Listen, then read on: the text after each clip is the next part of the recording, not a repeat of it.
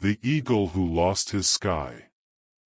Long ago, high above the golden cliffs of the Mbulu Hills, where the clouds danced like spirits and the winds whispered to the trees, lived an eagle named Okoye. Okoye was the king of the skies. His wings stretched wider than the shadow of a baobab tree, and his eyes could see the blink of a lizard from miles away. His feathers gleamed like burnished bronze, kissed by the sun itself. Every morning, the valley animals would pause just to watch him rise into the sky, his wings slicing through clouds like a blade through silk. But Okoye was not just a hunter, he was proud. Too proud. He believed the sky belonged to him and him alone. He mocked the other birds. "You dare call that flying?" He'd jeer at the parrot flapping hard to cross the river.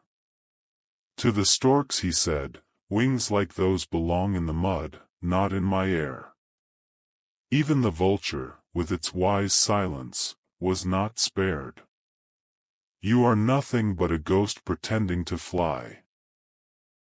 And slowly, Okoye's heart grew heavier, not with sadness but with pride. A pride so big it pushed kindness away. He forgot the simple greetings, the old songs of the wind, and the joy of flying for the sake of flying. One day, as he soared higher than ever before, trying to touch the belly of the sun, something strange happened. The sky turned quiet. Too quiet. There was no wind, no warmth, no pull of the clouds beneath his wings. It was as if the sky had disappeared. He flapped once, nothing. Twice, still nothing. And then, he fell. Not fast, not spinning, but slowly, like a leaf falling out of time. Okoye crashed into the earth with a cry so deep that the ants paused in their march and the trees shivered. When he opened his eyes, the world had changed.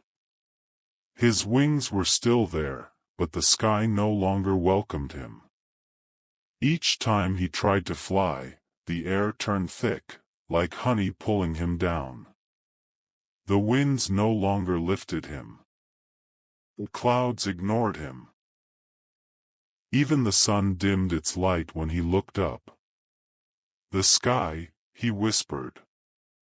"Where is my sky?" But the sky did not answer. Broken and bruised, Okoye wandered the ground. He asked the turtles how to reach the heavens again. "You flew too high and forgot the ground," said the turtle. "Now learn to walk." He asked the monkeys swinging from trees. "You wanted the sky alone. Now you must see how the rest of us live together." He asked the riverbirds. "You called us mud birds. But we never left the mud. We danced with it. You flew away from your people. Now, maybe you must return." Ashamed, Okoye spent days helping the smallest of birds gather sticks for nests. He taught a young dove how to feel the wind. He bowed when the sun rose. And when a wounded stork cried for help, he tore off one of his own feathers to stop the bleeding. Little by little, something shifted. He no longer dreamed of being king of the sky. He only wanted to rise again with the sky, not above it. One misty morning, as he sat quietly by a cliff, watching the sun rise, a soft breeze brushed his feathers. It felt familiar. He opened his wings not to fly but to feel. The wind wrapped around him like an old friend. The air lightened. And the sky whispered, "Now you remember." Okoye took a deep breath. He did not soar, but he lifted gently, calmly, humbly. This time, the clouds did not move for him. They moved with him. And he smiled. Not as a king, but as a bird who had found his sky once more. Thank you for giving me your important time. Please like and subscribe the channel for more interesting video story inspiration.